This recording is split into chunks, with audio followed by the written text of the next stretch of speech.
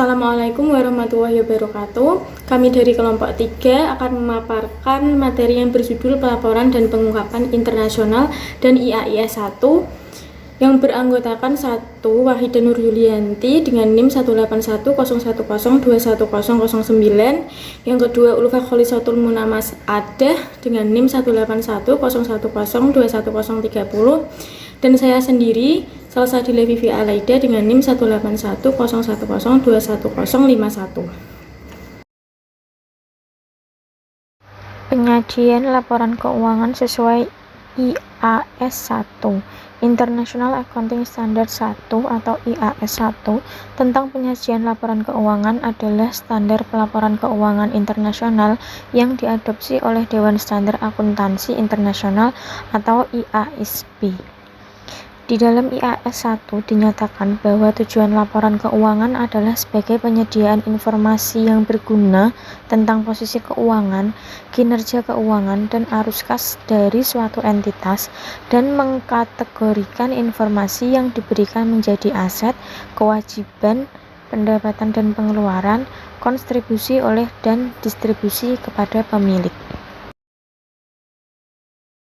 Kemudian tujuan dari laporan keuangan yang pertama, laporan keuangan adalah suatu penyajian terstruktur dari posisi keuangan dan kinerja keuangan suatu entitas. Yang kedua, tujuan laporan keuangan memberikan informasi mengenai posisi keuangan, kinerja keuangan, dan arus kas entitas yang bermanfaat bagi sebagian besar kalangan pengguna laporan dalam pembuatan keputusan ekonomi.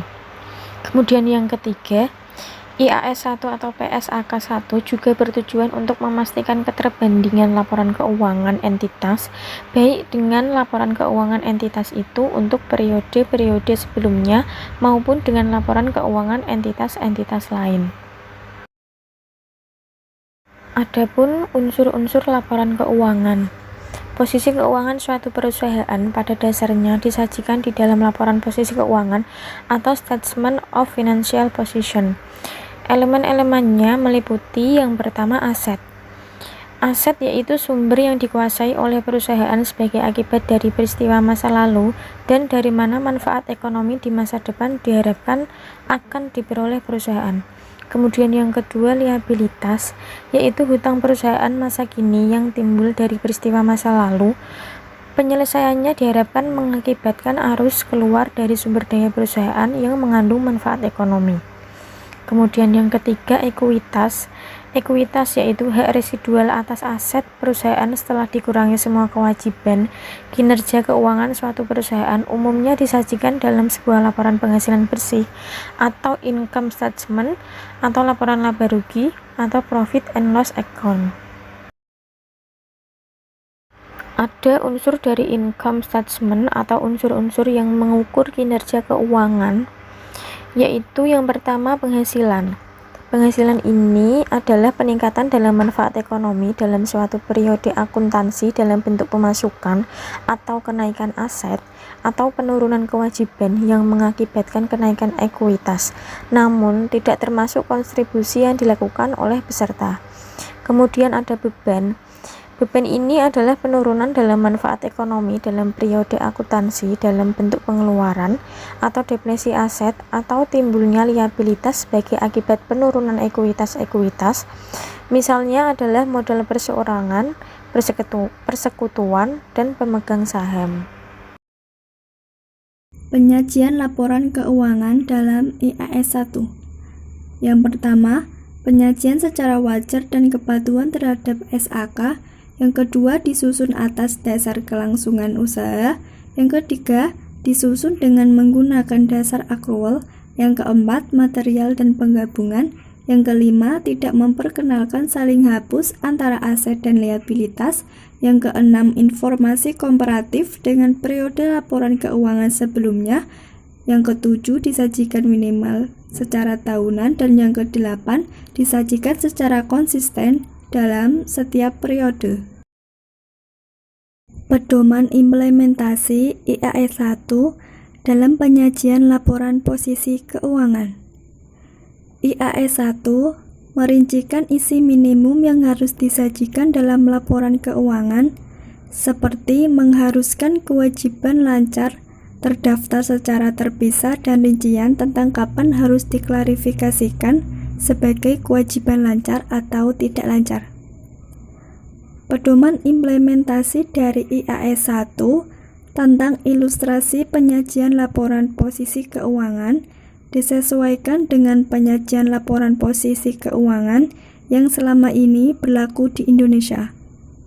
Pedoman implementasi tersebut antara lain aset, terdiri dari aset tidak lancar dan aset lancar. Ekuitas yang dapat didistribusikan ke pemilik entitas induk kepentingan non-pengendali. Liabilitas jangka panjang dan liabilitas jangka pendek.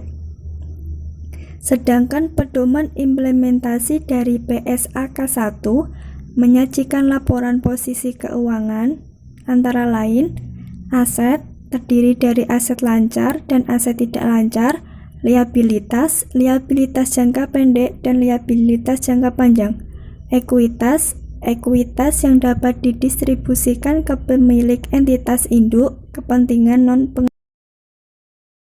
Pelaporan dan pengungkapan akuntansi internasional. Pengungkapan. Sistem pengungkapan sangat berkaitan dengan perkembangan sistem akuntansi.